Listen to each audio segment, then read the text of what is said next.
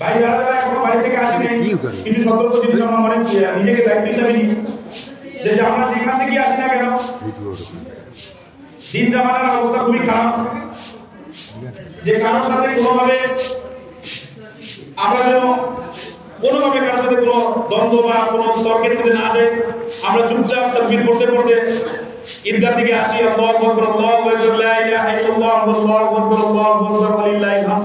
এটা তাকবীর পাঠ করতে করতে আমরা মসজিদ থেকে আসি, ঈদগাহ থেকে আসি এবং ঈদগাহে এসে বসে না থেকে এদিক ওদিক না দাঁড়িয়ে দোকানপাটে না গিয়ে যারা যারা আমাদের ছোট বাচ্চাকে নিয়ে এসেছি তারা নিজের সাথে তাদেরকে বসানোর চেষ্টা করি এবং খেয়াল করি যে আমাদের কোনো সাথী, সেটা মুসলমান ভাই হোক বা এরকম ভাই হোক, যেন কারো আমাদের জন্য কারো কোনো অসুবিধা যেন না হয়।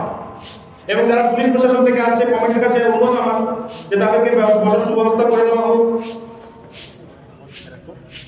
ঈদের দিন একটি খুশির দিন, এই ঈদের দিনের অনেক হাদিসও আছে, অনেক কিছু আছে, কিন্তু যেগুলো সবথেকে মূল জিনিস সেগুলো হচ্ছে ঈদের সুন্নাত আদায় করা,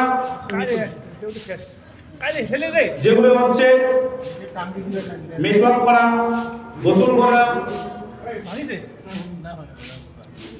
ঈদগাহে আসার আগে সাধ্য অনুযায়ী পোশাক পরিধান করা এবং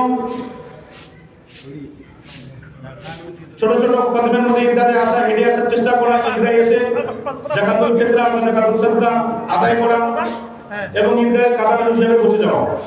এগুলো সুন্নাত বলতে যে আখরি জামানার মধ্যে কোনো উম্মত, কোনো ব্যক্তি যদি একটি সুন্নাতকে আদায় করে তা বলা আছে 100 শহীদের সওয়াব পাবে সে। সুবহানাল্লাহ।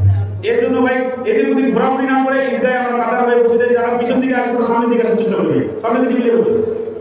সামনের কাতারে বসা অনেক সওয়াবের আশা করা যায়, পিছনের কাতারে সওয়াব কম হবে, তাই সামনের দিকে কাঁধে কাঁধ মিলিয়ে বসার চেষ্টা করি ইনশাআল্লাহ।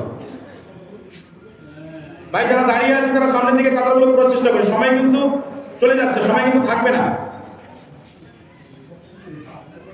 মনে মনে তাকবীর পাঠ করে আল্লাহু